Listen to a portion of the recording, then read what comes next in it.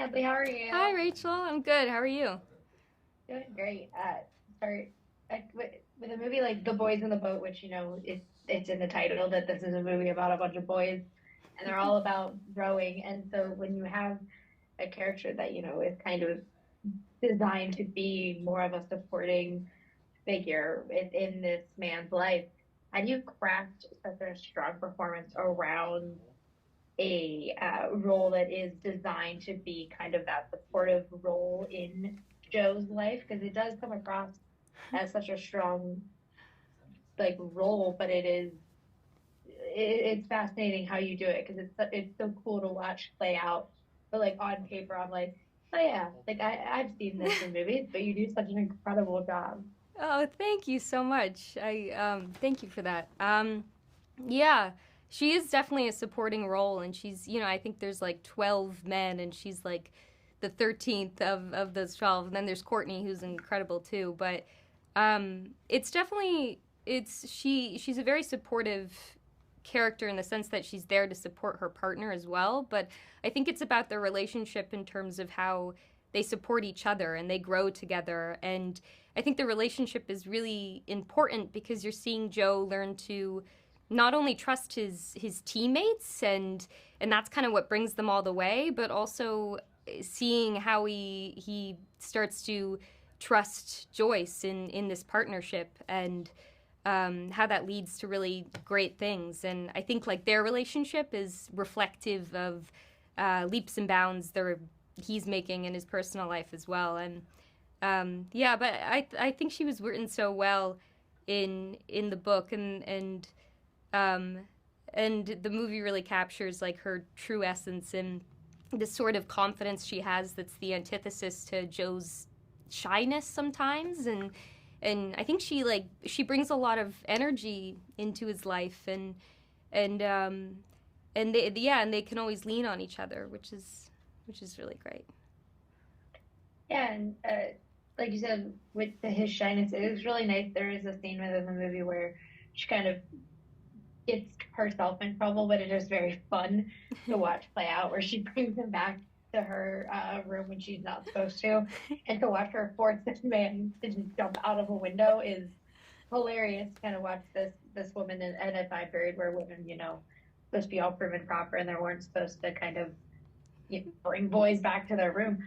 Uh, when you are approaching a character that within the time period constraint has to be like viewed by a certain way, for you as an actor, what is your approach to playing characters like that do push those boundaries because they are still within a certain box, but a character like Joyce does get to have a little bit more fun with like moments like that throughout the movie. Yeah, that's such a good question. Because I think in the 30s there were certain social norms that women felt the need to sort of align themselves with, and I don't know. I think if those social norms are in place, imagine like how badly the women would want to, on a personal level, fight against them. And I don't know.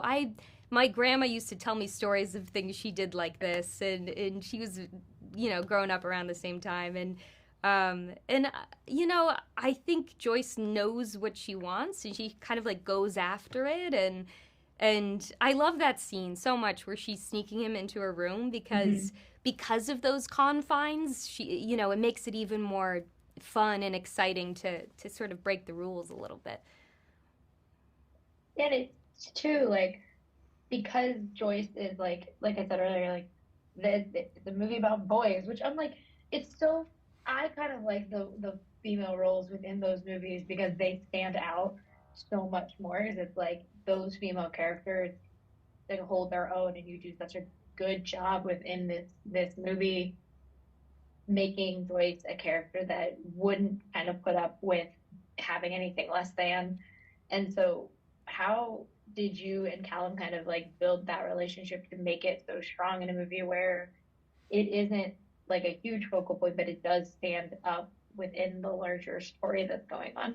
Oh man, yeah. I mean, you definitely do see their relationship build slowly throughout the movie, and they're Mm-hmm. kind of like getting to know each other again. They grew up together, but now you're seeing sort of the return to their relationship. And I think actually the moment you pointed out was so important because there's kind of like they have this banter going throughout the movie where she's poking him and he's sort of retreating and she's saying, she's teasing him, oh, you to crush on me, you to crush on me. And then the tables really turn in that scene where their walls kind of both drop and there's vulnerability there. And it's the perfect timing because he's, about to cross the Atlantic Ocean and compete, and they're not going to see each other for a while. And that's sort of when the guards fall down, and there's that intimacy, and yeah, and it's a very pure relationship, which it's really beautiful, and we don't always get to see just sort of.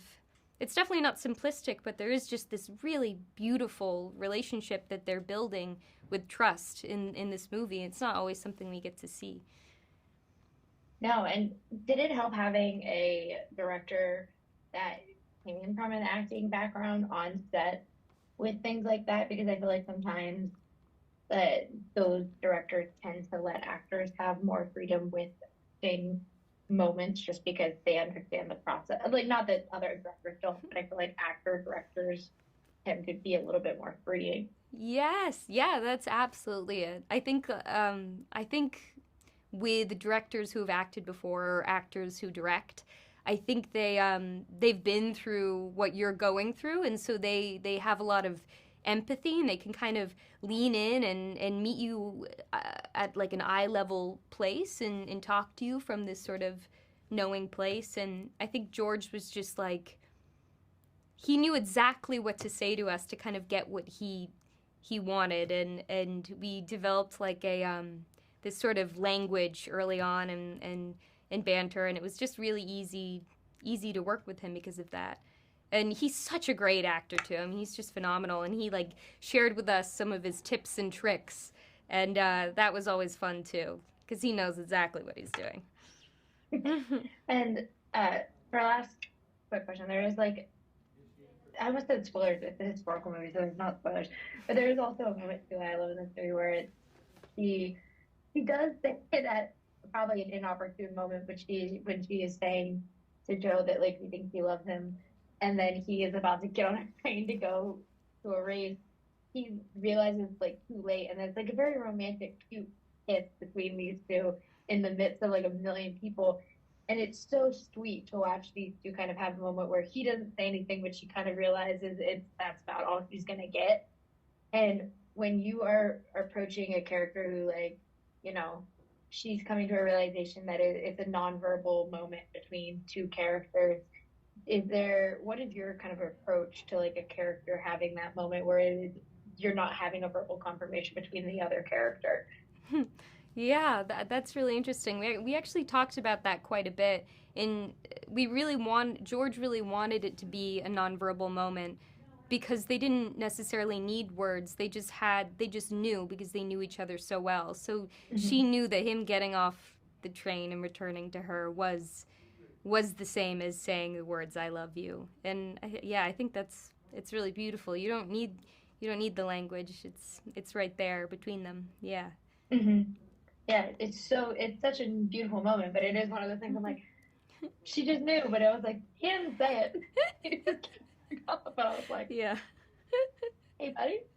Hey, buddy. But Yeah. thank you so much for talking with me. I like the movie a lot, and it was cool to get to see the boys in the boat. Yes. Thank you so much for watching. Yeah. Thanks. Awesome. Thanks. Have a great one. Have a good one.